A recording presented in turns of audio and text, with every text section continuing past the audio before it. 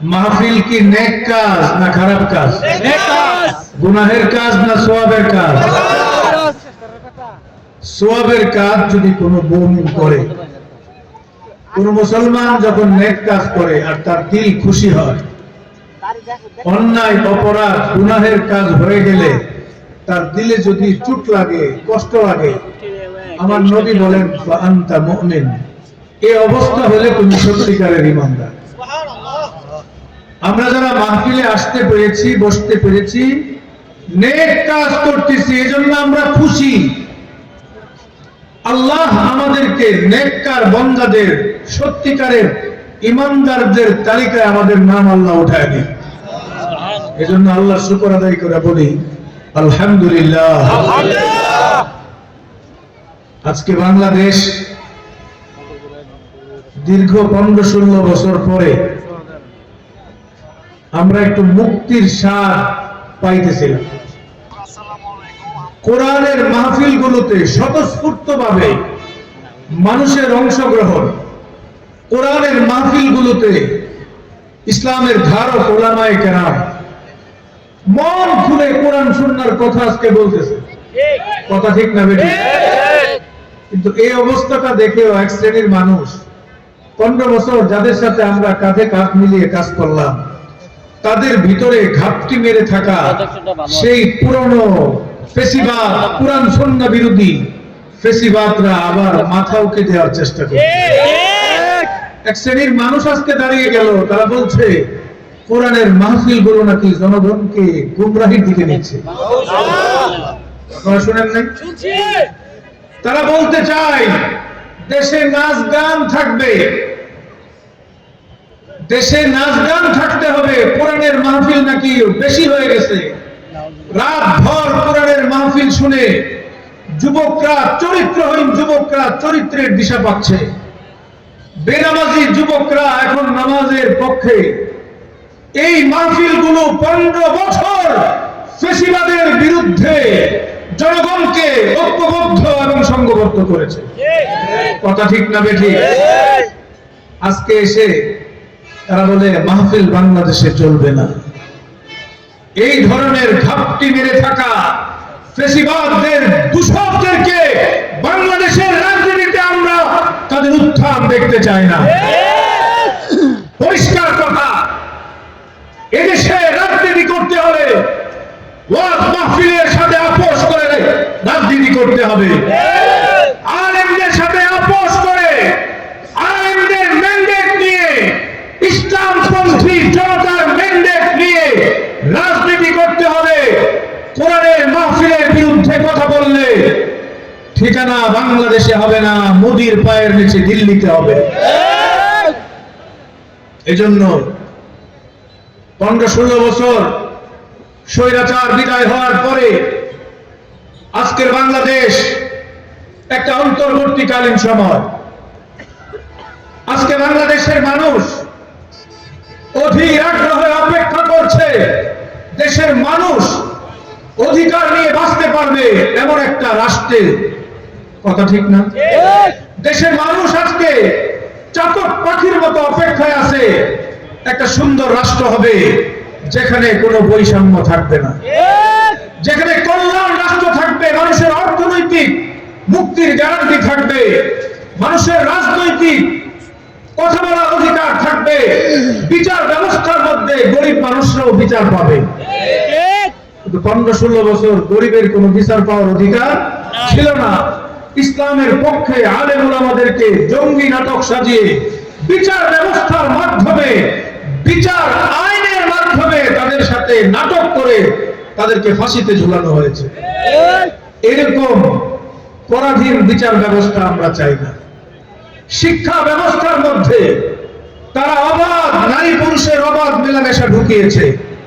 শিক্ষা ব্যবস্থার মধ্যে তারা ট্রান্সজেন্ডারের নামে সমকামিতা ঢুকিয়েছিল।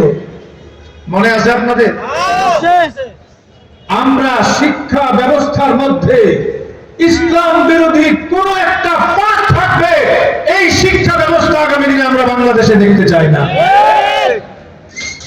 এরকম একটা কল্যাণ রাষ্ট্র গঠন জন্য গোটা বাংলাদেশের মানুষ আজকে অধীর আগ্রহ। এই অবস্থায় ইসলামপন্থী নেতৃবৃন্দে আলেম ওলামাদের ভাবনা কি, তাদের মেসেজ কি আমাদের জানার দরকার আছে না নাই? জোরে বলেন, জানার দরকার আছে না নাই? আজকের বাংলাদেশ দীর্ঘ ফেসিবাদ মুক্ত এই বাংলাদেশে নতুন সরকার আসবে, সেই সরকারের কর্মসূচি কি হবে, তারা কি পদক্ষেপ গ্রহণ করবে, উম্মতের মধ্যে তাদের করণীয় কি, কোরআন সুন্নাহর আলোকে আমাদের জানার প্রয়োজন। আমি আপনাদের সামনে আল্লাহর কোরআন থেকে একটা আয়াত তেলাওয়াত করেছি। এই আয়াতের মধ্যে আল্লাহ তাআলা পরিষ্কার বলেছেন, যাদেরকে আমি রাষ্ট্রীয় ক্ষমতা দান করব, আল্লাযীনা ইম্মাক্কান্নাহুম ফিল আরদ, আমি যাদেরকে রাষ্ট্রীয় ক্ষমতা দান করব, মুসলিম ভূখণ্ডে যারা রাষ্ট্রকে শাসন করার ক্ষমতা গ্রহণ করবে, তাদের মৌলিকভাবে 4টা কর্মসূচি হবে। কয়টা কর্মসূচি? 4 দফা কর্মসূচি পালন করার যোগ্যতা যাদের আছে, তারাই আগামী দিনে এই 92% মুসলমানদের বাংলাদেশে ক্ষমতা পরিচালনা করার অধিকার রাখবে। যদি যোগ্যতা না থাকে, এদেশের মানুষ তাদেরকে ক্ষমতায় দিবে না। কথা ঠিক? এই কথাগুলো, এই 4 দফা কর্মসূচিকে আমার বানানো? কার বানানো? কে বলেছেন? আল্লাহ বলেছেন কোরআনের মধ্যে, যারা রাষ্ট্রীয় ক্ষমতা গ্রহণ করবে, মুসলিম ভূখণ্ডের রাষ্ট্রীয় ক্ষমতা যাদেরকে দেওয়া হবে, তাদের 1 নম্বর কর্মসূচি হবে তারা নামাজ কায়েম করবে। 1 নম্বর কর্মসূচি কি? নামাজ। আল্লাযীনা ইম্মাক্কান্নাহুম ফিল আরদ আকামুস সালাত, যাদেরকে রাষ্ট্রীয় ক্ষমতা দেওয়া হবে, তাদের প্রথম দফা কর্মসূচি হলো তারা নামাজ কায়েম করবে। নামাজ কায়েম করবে। আজকে আমাদের দুঃখ ভরাক্রান্ত হৃদয় নিয়ে বলতে হয়, 53 বছর হলো স্বাধীন, এই মুসলিম ভূখণ্ড স্বাধীনতা অর্জন করেছে। এই ভূখণ্ডের মধ্যে অনেক সরকারের পরিবর্তন, অনেক স্বপ্ন আমরা দেখেছি, কিন্তু নামাজ কায়েম করার যোগ্যতা রাখে এমন সরকার আমরা কখনো দেখি নাই। কথা ঠিক না বেঠি? এবার দেখবো ইনশাআল্লাহ। যারা নামাজ কায়েম করতে পারে, আমরা তো ইসলামের ইতিহাস যখন দেখি, যিনি ইসলামের খলিফা তিনি মসজিদে নববীর ইমাম। যিনি ইসলামের খলিফা তিনি ঈদগাহের জামাতের ইমামতি করেছেন, তিনি জানাজার নামাজের ইমামতি করেছেন। আগামী দিনে বাংলাদেশের ক্ষমতায় যারা যাবে, তারাই যেতে পারবে যিনি বাইতুল মুকাররমের খতিব হওয়ার যোগ্যতা রাখেন। আগামী দিনের এমপি তিনি হবেন যিনি গাজীপুর মহানগরের কেন্দ্রীয় মসজিদের খতিব হওয়ার যোগ্যতা রাখেন। যিনি নামাজ নিজেও পড়েন না, পড়াবেন কিভাবে? ওই ধরনের নামাজ কায়েমের যোগ্যতা যার নাই, তিনি আগামী দিনের নেতৃত্ব নেওয়ার যোগ্যতা রাখেন না। নামাজ কায়েম করতে হলে কি করতে হবে? নামাজ কায়েমের জন্য 1 নম্বর শর্ত হলো একটা নিরাপদ মসজিদ লাগবে। কথা ঠিক না বেঠিক? কথা ঠিক না বেঠিক? মসজিদ, নিরাপদ মসজিদ লাগবে। 15-16 বছর বাংলাদেশের মসজিদগুলোকে নিরাপদ ছিল? জোরে বলেন, নিরাপদ ছিল? মসজিদগুলোতে সমাজকে যারা পরাধীন করে রেখেছিল, সমাজের মানুষকে জুলুম অত্যাচারের মাধ্যমে যারা আবদ্ধ এবং বন্দী করে রেখেছিল, সেই মানুষগুলি মসজিদ পরিচালনা করার দুঃসাহস দেখিয়েছে। মসজিদের মিম্বর থেকে ইমাম সাহেব, খতিব সাহেবরা যখন সঠিক কথা বলতেন, ইসলামের সত্যিকারের আদর্শের কথা বলতেন, তখন তারা বলতো, হুজুর রাজনীতির কথা বললেন না। বলতো কিনা? তারা চাইতো আসমানের উপরের কথা যেন হুজুররা বলে, আর জমিনের নিচের কথা যেন বলে। জমিনের মধ্যে এরা বাটপারি করবে, চুরি করবে, জনগণের টাকা আত্মসাৎ করবে, দুর্নীতি করবে, কেউ কিছু বলতে পারবে না। আমরা বলতে চাই, আল্লাহর নবীর মসজিদ, যে মসজিদের মধ্যে রাসূল বসে বিচার কার্য পরিচালনা করতেন, জিহাদের বাহিনী পরিচালনা করতেন, যে মসজিদে বসে তিনি অর্থনৈতিক ব্যবস্থা পরিচালনা করতেন, বিচার করতেন, সালিশ করতেন, মানুষের কথা বলতেন,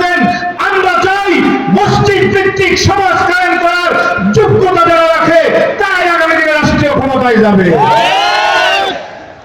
যারা মসজিদের মিম্বরে হক কথা বলতে বাধা দান করবে, সেই সমস্ত নেতৃবৃন্দকে আগামী দিনে বাংলাদেশের ক্ষমতায় আমরা দেখতে চাই না। রাজি আছেন তো? এক নম্বর হলো নিরাপদ মসজিদ কায়েম করা। সুতরাং আগামী দিনে যারা আসবে, পাড়ায় মহল্লায় প্রতিটি এলাকায় নিরাপদ মসজিদ, যে মসজিদ থেকে সুন্দরভাবে ইসলামের কথা বলতে পারবে। দুই নম্বর হলো নামাজ পড়তে হলে সূরা কেরাত শুদ্ধ লাগে। কথা ঠিক না? নামাজ পড়তে গেলে আত্তাহিয়াত শুদ্ধভাবে জানতে হবে, শিখতে হবে, দোয়া মাসুরা শিখতে হবে। আরো যে দোয়াগুলো আছে, মাসলা মাসাইল, উযুর মাসলা, উযু ভাঙার মাসলা, উযু ইস্তেনজার মাসলা, সবকিছু না জানলে নামাজ হবে না। এই মাসলাগুলো শিক্ষা দানের জন্য বাংলাদেশের পাড়ায় মহল্লায় মসজিদের সাথে মাদ্রাসা কায়েম করতে হবে। কারণ মাদ্রাসাগুলোতে কি করা হয়? মানুষকে মাসলা মাসাইল শিক্ষা দেওয়া হয়, কেরাত সহিভাবে শিক্ষা দেওয়া হয়। এই জন্য আগামী দিনে যারা বাংলাদেশের ক্ষমতায় আসার স্বপ্ন দেখে, তারা মাদ্রাসা কায়েম করার ব্যবস্থা করবে। কথা ঠিক? আমরা আজকে দাবি করতে চাই, আপনারা জানেন কওমি মাদ্রাসার জাতীয় শিক্ষা বোর্ড আছে, আল হাইয়াতুল উলিয়া লিল জামিআতিল কওমিয়া বাংলাদেশ। বাংলাদেশের সমস্ত কওমি মাদ্রাসার ঐক্যবদ্ধ বোর্ডের নাম হলো হাইয়াতুল উলিয়া। এই হাইয়াতুল উলিয়ার দাওরায়ে হাদিসের সনদকে বিগত সরকার মাস্টার্স অ্যারাবিক এবং দিনিয়াতের উপর মাস্টার্সের সমমান দিয়েছে। আপনারা জানেন না? সবাই জানেন? আমরা দাবি করতে চাই, আগামী দিনে যারা ক্ষমতায় আসবে, এই কওমি মাদ্রাসা থেকে পাস করা দাওরায়ে হাদিসের সনদধারী আলেমদেরকে বাংলাদেশের স্কুলগুলোতে, প্রাইমারি স্কুলে, হাই স্কুলে তাদেরকে ধর্মীয় শিক্ষক হিসেবে নিয়োগ দিলে ছাত্ররা আগামী দিনে সহিভাবে নামাজ পড়া শিক্ষা করতে পারবে। কওমি মাদ্রাসার আলেমরা যদি প্রাইমারি স্কুলে ধর্মীয় শিক্ষক নিয়োগপ্রাপ্ত হয়, সেই স্কুলের ছাত্রদের সূরা কেরাত ভুল থাকবে, অশুদ্ধ থাকবে। সেই স্কুলের প্রত্যেকটা মুসলিম ছাত্রের কোরআন তেলাওয়াত হয়ে যাবে আলেমদের মতো। এজন্য মাসলা মাসাইল যা কিছু প্রয়োজন নামাজের জন্য, সব আমাদের কওমি মাদ্রাসার পাশ করা আলেমরা শিক্ষা দিতে পারবে।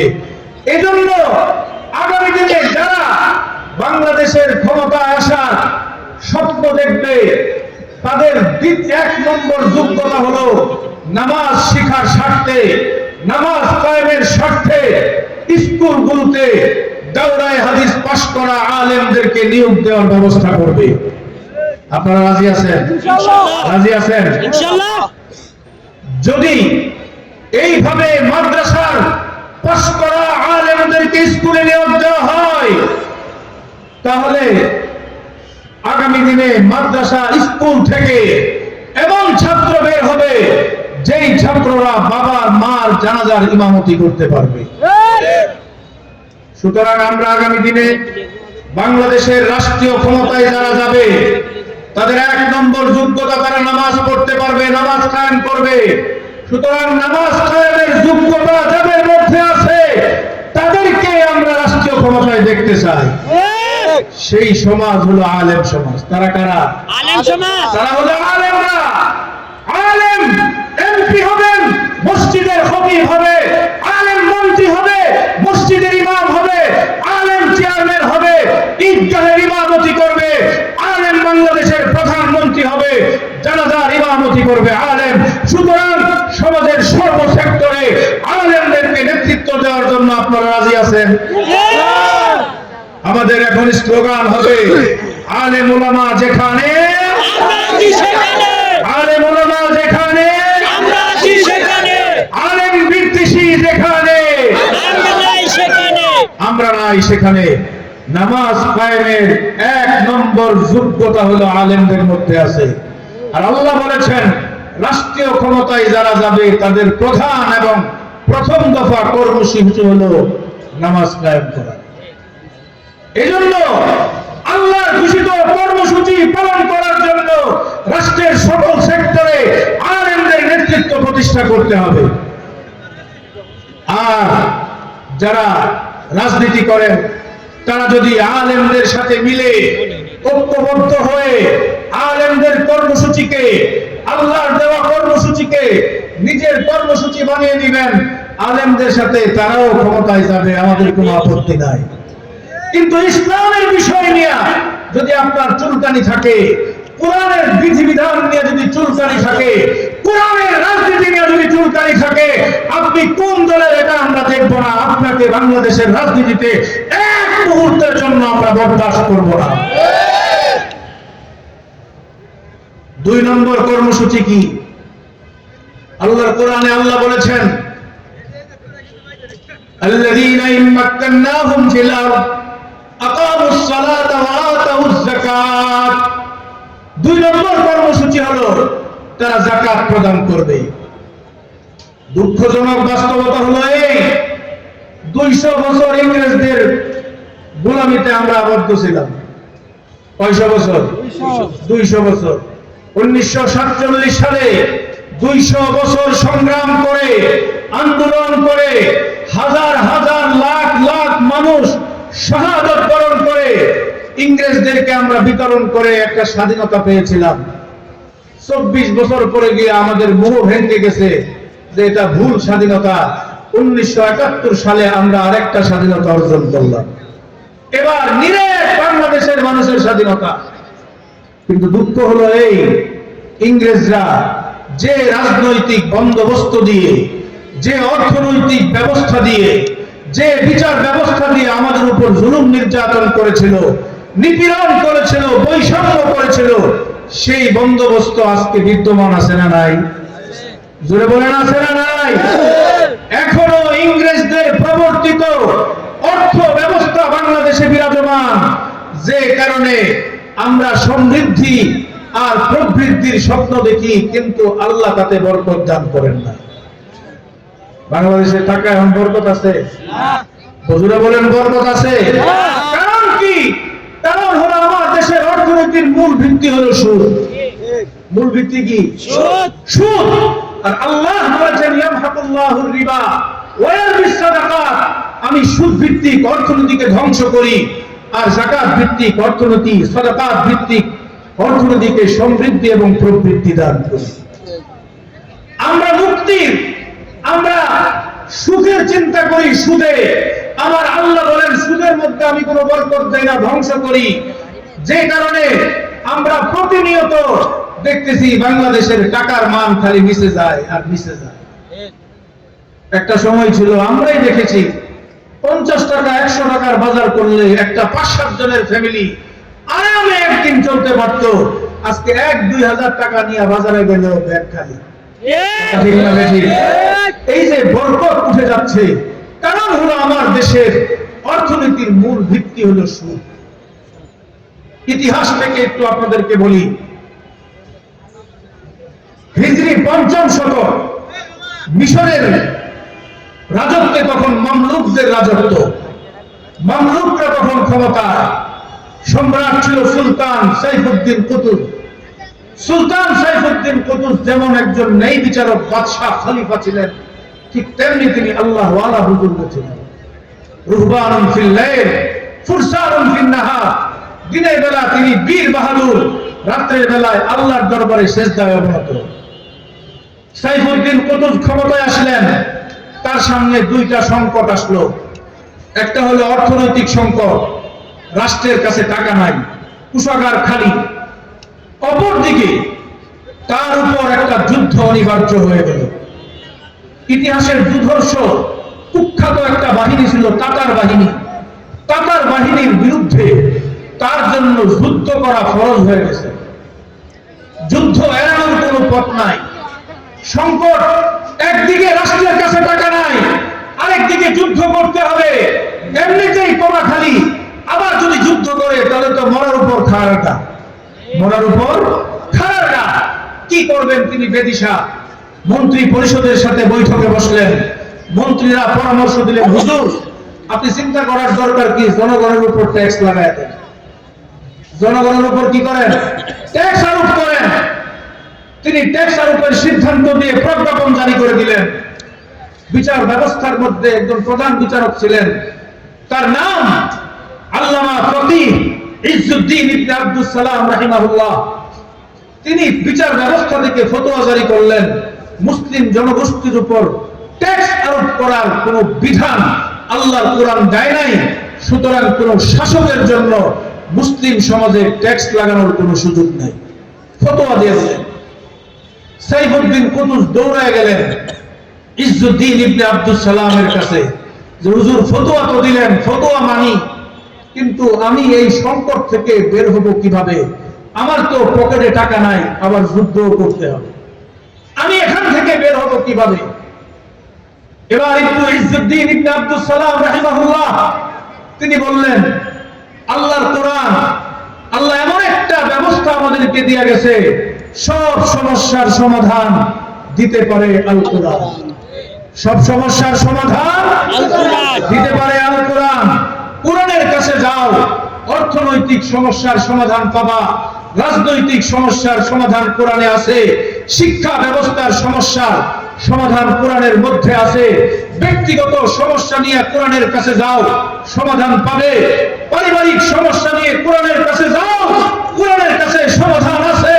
তুমি কোরআনের কাছে যাবা না, তুমি যাবা লেনিন টেনিন আর কার্ল মার্কস আর দুনিয়াদার এই গণতন্ত্রের ধ্বজাধারীদের কাছে তুমি দিয়া সমাধান খুঁজো, যে কারণে তোমার সমস্যা দিন দিন বাড়ে, সমাধান হয় না। কথা ঠিক না বেটি?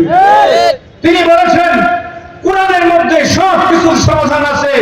তিনি বললেন আল্লাহর কোরআনে আল্লাহ বলেছেন ইয়ামহাকুল্লাহুর রিবা ওয়া ইয়ারবিস সাদাকাত, তিনি সুদ ভিত্তিক অর্থনীতিকে ধ্বংস করেন, সাদাকাতের মধ্যে সমৃদ্ধি দান করেন। তিনি ফর্মুলা বললেন, কি ফর্মুলা বললেন? তিনি বললেন বিগত সময়ে বা বর্তমান সময়ে যারা রাষ্ট্রকে ব্যবহার করে রাষ্ট্রের বিভিন্ন দায় দায়িত্বে থেকে হাজার হাজার কোটি টাকার মালিক হয়েছে, এবং রাষ্ট্রের গুরুত্বপূর্ণ এমপি, মন্ত্রী, চেয়ারম্যান, সেনাবাহিনীর বড় বড় কর্মকর্তা, বিচারপতি, পুলিশের কর্মকর্তা, যারা কোটি কোটি টাকার সম্পদের মালিক হয়েছে, তাদের সম্পদের হিসাব বিবরণী জনগণের সামনে তুলে ধরুন, সম্পদের হিসাব বিবরণী জনগণের সামনে তুলে ধরুন। আর প্রত্যেকের পরিবারে কয়জন সদস্য আছে এটার তালিকা করুন। যার যে কয়জন পরিবারের সদস্য আছে তাদের সুন্দরভাবে জীবন চলার জন্য যে পরিমাণ সম্পদের দরকার, ওই পরিমাণ সম্পদ তাদের কাছে রেখে বাকি সম্পদ সবার কাছ থেকে নিয়ে রাষ্ট্রীয় কোষাগারে জমা করুন, অর্থনৈতিক সংকটের সমাধান হয়ে যাবে। এবং তিনি বললেন, সাইফুদ্দিন কুতুব আপনি হলেন সুলতান, সর্বপ্রথম আপনার হিসাব বিবরণী জনগণের সামনে তুলে ধরবেন এবং অতিরিক্ত সম্পদ সর্বপ্রথম আপনি দিবেন, তারপরে আপনি তালিকা অনুযায়ী সবার কাছ থেকে সম্পদ নিয়ে আসবেন, অর্থনৈতিক সংকটের সমাধান হয়ে যাবে। এটাই করা হলো। মিশরে যখন জনগণের সম্পদের হিসাব আনা হলো সামনে, দেখা গেল এক একজন মন্ত্রী, এক একজন ওজির, রাষ্ট্রের কর্মকর্তাদের কাছে এই পরিমাণ সম্পদ আছে মিশরের রাষ্ট্রীয় বাজেটের চেয়েও বেশি। মিশরে যখন এই ফর্মুলায় সবার কাছ থেকে সম্পদ নিয়ে আসা হলো, অর্থনৈতিক সংকট শেষ এবং সাইফুদ্দিন কুতুবের নেতৃত্বে ঐতিহাসিক যুদ্ধ হয়েছিল আইনে জালুতে। সেই যুদ্ধে তাতারদেরকে সর্বপ্রথম তাতারদেরকে পরাজিত করেছিলেন সাইফুদ্দিন কুতুব রহমতুল্লাহ। আজকে বাংলাদেশে আমরা সংকট কিভাবে সমাধান করতে চাই? আমরা যখন অর্থনৈতিক মন্দা হয়ে যায়, বিদেশিদের কাছে যখন আমরা ঋণ হইতে হইতে আমাদের তলা খালি হয়ে যায়, আমাদের রেমিটেন্স এবং আমাদের রাষ্ট্রীয় কোষাগারে যখন রিজার্ভ ফান্ড খালি হয়ে যায়, দৌড়ায় আমরা যাই বিশ্ব ব্যাংকের কাছে। কোথায় যাই? বিশ্ব ব্যাংকের কাছে, দাতা সংস্থাগুলোর কাছে। দাতা সংস্থাগুলো আমাদেরকে বিগত দিনে ঋণ দিয়েছে, সেই ঋণে কিন্তু আদায় হয় না।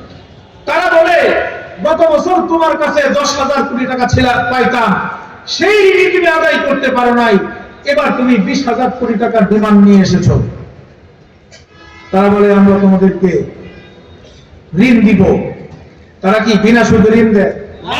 সুদের ভিত্তিতে তারা ঋণ দেয়, চড়া মূল্যে সুদ দেয়। এই টাকা বাংলাদেশে এনে বিভিন্ন প্রজেক্ট বানায়, মেঘা প্রজেক্ট বানায়, মেঘা দুর্নীতি করে। আর জনগণের কান্দে প্রতি বছর খালি ঋণের বোঝা বাড়ে। এইভাবে সুদের মধ্যে তারা যখন সুদ ভিত্তিক ঋণ আনতে যায়, বিশ্বব্যাংক তখন ফর্মুলা দেয়, তোমাকে ঋণ দেওয়া যাবে না, ঋণ দিতে হলে কয়েকটা শর্ত মানতে হবে। কি শর্ত? শর্ত হলো বিদ্যুতের দাম বাড়াইতে হবে। কথা বলেন ঠিক কিনা? তারা বলে বিদ্যুতের দাম বাড়াতে হবে, জ্বালানি তেলের দাম বাড়াতে হবে। জ্বালানি তেল আর বিদ্যুতের দাম যখন বেড়ে যায় তখন চালের দাম কমে না, চালের দাম বাড়ে? মাছের দাম কমে। চাল ডাল নিত্য প্রয়োজনীয় সব জিনিসের দাম এক লাফে আকাশচুম্বী হয়ে যায়। এইভাবে জনগণের পকেট কেটে তারা মেঘা প্রজেক্ট করে আর উন্নয়নের নামে তামাশা করে নিজেদের পকেট ভরে। কথা ঠিক না? এই যে সুদে বছরের পর বছর তারা ঋণ আনে, এই ঋণ এনে জনগণের উপর সুদে আসলে জনগণের মাথার উপর ঋণ বাড়ে। আসলে জনগণের অর্থনৈতিক মুক্তি হয় না, জনগণের কোনো উন্নয়ন হয় না। আজকে যদি আল্লাহর কোরআনের ফর্মুলা অনুযায়ী, ইজ্জুদ্দিন ইবনে আব্দুস সালামের ফর্মুলা অনুযায়ী বিগত 15-16 বছরে যারা জনগণের অর্থ আত্মসাৎ করে বিদেশে পাচার করেছে, তাদের কাছ থেকে সব অর্থ যদি বাংলাদেশে ফিরিয়ে আনা হয়, এদেশে অর্থনৈতিক মন্দা অবস্থা থাকবে, অর্থনৈতিক দুরবস্থা থাকবে, বিদেশিদের কাছ থেকে চড়া সুদে লোন আনতে হবে। আমরা এজন্য বলতে চাই, পরিষ্কার বলতে চাই, রাষ্ট্রকে ব্যবহার করে বিগত সময়ে যারা কোটি কোটি টাকার সম্পদ নিজেদের পকেটে ভরেছে, বিদেশে পাচার করেছে, সব সম্পদ দেশে ফিরিয়ে এনে জনগণের হাতে তুলে দিতে হবে। বাংলাদেশের অর্থনৈতিক মন্দা দূর হয়ে যাবে। কিন্তু তারা এটা করবে না। যারাই যাবে তারা সবাই নিজেদের পকেট ভরার জন্য বিদেশ থেকে মোটা অঙ্কের নুন এনে এই নুনের বড় একটা অংশ নিজের পকেটে আগে ভরে। আমরা বলতে চাই, আর কোন নুন চাই না। যারা রাষ্ট্রকে ব্যবহার করে দুর্নীতি করে টাকা আত্মসাৎ করেছে, তাদের টাকা ফিরিয়ে এনে রাষ্ট্রীয় কোষাগারে জমা দিতে হবে। অর্থনৈতিক মন্দা থাকবে? থাকবে না। আমি বলেছিলাম যারা রাষ্ট্রীয় ক্ষমতা দখল যারা পাবে, তাদের দ্বিতীয় দফা কর্মসূচি হলো যাকাত ভিত্তিক অর্থনীতি চালু করবে। যাকাত ভিত্তিক অর্থনীতি চালু করবে। আল্লাহ বলেছেন সাদাকাতের মধ্যে আমি সমৃদ্ধি দান করি। বাংলাদেশের অর্থনীতিতে যদি যাকাত ভিত্তিক হয়, এই অর্থনীতিতে বাংলাদেশের মানুষের সব অর্থনৈতিক বৈষম্য দূর হয়ে যাবে। সেই যাকাত ভিত্তিক অর্থনীতি কারা প্রতিষ্ঠা করতে পারবে? যারা নিজেরা যাকাত দেয় না। তারা কারা প্রতিষ্ঠা করতে পারবে? যাকাত যারা বুঝে, যাকাত যারা মানে, যারা নিজেরা যাকাত দেয়, জনগণদেরকে যাকাত দেওয়ার উদ্বুদ্ধ করে, সেই সমাজের নাম হলো আলেম সমাজ। কথা কি বলেন? সুতরাং আগামী দিনের সমাজের, রাষ্ট্রের সর্ব সেক্টরে আলেমদেরকে নেতৃত্ব দিতে কারা কারা রাজি আছে? ইনশাআল্লাহ। আলেমরা যদি আগামী দিনে আপনাদের কাছে আসে, আপনারা কি আলেমদেরকে চয়েস করবেন নাকি তাগুত আর জালেমদেরকে চয়েস করবেন? সুতরাং আমাদের স্লোগান হবে আলেম ওলামা যেখানে, আলেম বিদ্বেষী যেখানে, এটাই আমাদের স্লোগান। 3 নম্বর কর্মসূচি আল্লাহর কোরআনে আল্লাহ বলেছেন ওয়ামারু বিল মারুফ, ওয়ামারু বিল মারুফ। আগামী দিনে কল্যাণ রাষ্ট্র, আগামী দিনে নেতৃত্ব যারা গ্রহণ করবে, তাদের তৃতীয় দফা কর্মসূচি হলো মানুষকে ভালো কাজের, কল্যাণের কাজের জন্য তারা আদেশ করবে। ওয়ানাহাউ আনিল মুনকার, চতুর্থ কর্মসূচি হলো অন্যায় অপরাধ থেকে মানুষকে বিরত রাখবে, নিজেরাও বিরত থাকবে। আমরা বিগত সময়ে কি দেখেছি? বিগত সময়ে আমরা দেখেছি বাংলাদেশের 15-16 বছর রাষ্ট্রের বিভিন্ন আইন বিধি বানাতে কোরআন সুন্নাহ বিরোধী, মানবতা বিরোধী, অশ্লীল বেহায়াপনার আইন বাংলাদেশে ফ্যাসিবাদীরা তৈরি করেছে। আমি দুইটা আইনের কথা বলবো, একটা আইন বাংলাদেশে এখনো আছে, সে আইন হলো আপনার নিজের কন্যাকে 18 বছরের আগে বিবাহ দেওয়া যাবে না, যদি দেন তাহলে এটা ফৌজদারি অপরাধ। কথা কি বুঝছেন? নিজের কন্যাকে বাবা যদি 16 বছরের আগে দেয় তাহলে এটা ফৌজদারি অপরাধ। এটা একটা আইন। আরেকটা আইন আছে, যে কোনো বয়সের নারী পুরুষ ছেলে মেয়ে তারা যদি আপোষে শারীরিক মেলামেশা করে তাহলে রাষ্ট্রের চোখে এটা কোনো অপরাধ না। নাউজুবিল্লাহ, আস্তে বলবেন। এই দুইটা আইনকে যদি আমরা পর্যালোচনা করে দেখব, একদিকে আল্লাহর কোরআনের বিধান কি? মেয়ে উপযুক্ত হয়েছে, মেয়ে সাবালিকা হয়ে গেছে, তার যোগ্য পাত্র পাওয়া গেছে, সাথে সাথে আল্লাহর নবীর নির্দেশ হলো তাকে পাত্রস্থ করে বিয়ে দেওয়ার ব্যবস্থা করো। এটা কার নির্দেশ? আল্লাহর নির্দেশ, আল্লাহর নবীর নির্দেশ। সাবালিকা হয়ে যাবে, মেয়ে সাবালিকা হয় 13 বছর বয়সে, 14 বছর বয়সে, কেউ 15 বছরে হতে পারে, 12 বছরে হয়ে যায়। আমাদের মামা, আমাদের মা চাচিরা, আমাদের দাদি নারীরা তাদের বিবাহের যদি পর্যালোচনা করেন দেখবেন 9-10 বছরে তাদের বিবাহ হয়েছে। কিন্তু আমাদের দেশে এখন আইন করছে 18 বছরের আগে দেওয়া যাবে না। তাহলে বৈধ বিবাহকে 18 বছর পর্যন্ত তার রাস্তা রুদ্ধ করে রাখা হয়েছে। আরেকদিকে দ্বিতীয় আইনটা যদি পর্যালোচনা করে দেখব, যে কোনো বয়সের ছেলে মেয়ে, 18 বছরের ছেলে আর 15 বছরের মেয়ে আপোষে যদি দৈহিক মেলামেশা করে রাষ্ট্রের চোখে এটা কোনো অপরাধ না।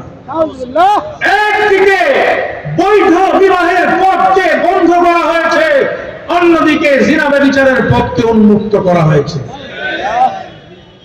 এই যে গোটা সমাজের মধ্যে বেহায়াপনা, বেরেল্লাপনা ছড়িয়ে দেওয়ার জন্য রাষ্ট্রের পক্ষ থেকে বিভিন্ন ধরনের আইন বিধিমালা তৈরি করে আগামী প্রজন্মের চরিত্র নষ্ট করার উদ্যোগ নেওয়া হয়েছিল। সুতরাং আগামী দিনে যারা ক্ষমতায় আসার স্বপ্ন দেখে তারা এই ধরনের বেহায়াপনার আইনগুলো বলবৎ রাখলে তাদেরকে কি আমরা ক্ষমতায় দেখব? আমরা ক্ষমতায় দেখতে চাই যারা আগামী দিনে ইসলাম বিরোধী, কোরআন বিরোধী, রাসূলের সুন্নাহ বিরোধী যত আইন আছে, বিধিমালা আছে, রাষ্ট্রের যত সিদ্ধান্ত আছে সব যারা বাতিল করবে তারাই আগামী দিনের ক্ষমতায় আসবে। সেই মানুষগুলো কারা? আলেমরা। তারা কারা? তারা হলো আলেম। সুতরাং সমাজের সর্বসেক্টরে, সমাজের সর্বস্তরে, রাষ্ট্রের সব সেক্টরে আগামী দিনে আলেমরা যদি ঐক্যবদ্ধ হয়ে আসে আর আলেমদের সাথে অন্যরাও যদি ঐক্যবদ্ধ হয়ে আসে, আমরা তাদের হাতেই ক্ষমতা দিব। কোন জালেম আর তাগুত, বেঈমান আর ফ্যাসিবাদের দূষরদেরকে ক্ষমতায় দেখতে চাই না। রাজি আছেন তো? এক ফ্যাসিবাদ বিদায় হয়েছে, এক দুর্নীতিবাজ বিদায় হয়েছে, এক ইসলামের শত্রু বিদায় হয়েছে, এক লুণ্ঠনকারী বিদায় হয়েছে, এক জালেম বিদায় হয়েছে। অন্য কোন জালেম, দুর্নীতিকারী, দুষ্কৃতিকারী বাংলাদেশের বস্তুতে আসুক আমরা চাই না। সুতরাং কল্যাণ রাষ্ট্র, মানুষের অধিকারের রাষ্ট্র যদি প্রতিষ্ঠা করতে হয়, আল্লাহর কোরআনের 4 কর্মসূচি যারা পালন করবে তারাই হইল নেতৃত্বের সবচেয়ে বড় যোগ্য। কিন্তু আমাদের সাথে ফ্যাসিবাদ বিরোধী আন্দোলন করেছে, আমরাও জেল খেটেছি, তুমিও জেল খেটেছো, তোমরাও নির্যাতনের শিকার হয়েছো, শত শত মামলা খেয়েছো। এখন ক্ষমতায় যাওয়ার জন্য ফ্যাসিবাদকে পুনর্বহাল করার চেষ্টা যদি করো, তোমাদের ঠিকানাও বাংলাদেশে হবে না। কথা ঠিক? কথা ঠিক। এজন্য আমাদের পরিষ্কার বক্তব্য, আগামী দিনে আলেমরা ঐক্যবদ্ধ হয়ে আসবে, এই আলেমদের সাথে যারা হাত মিলাবে এদেশের ৯২% মুসলমান তাদের সাথেই থাকবে। এবার আর অস্ত্র, টাকা, অর্থ, চোখ রাঙ্গানি দিয়ে ইসলামের অগ্রযাত্রাকে কেউ ব্যাহত করতে পারবে না ইনশাআল্লাহ। আমরা কল্যাণ রাষ্ট্র চাই, সন্ত্রাস মুক্ত, বৈষম্য মুক্ত, মানুষের মৌলিক অধিকার সম্বলিত একটা কল্যাণ আদর্শ রাষ্ট্র প্রতিষ্ঠার জন্য উলামাদের নেতৃত্বের বিকল্প নাই। কথা কি বলেন? ঠিক আছে?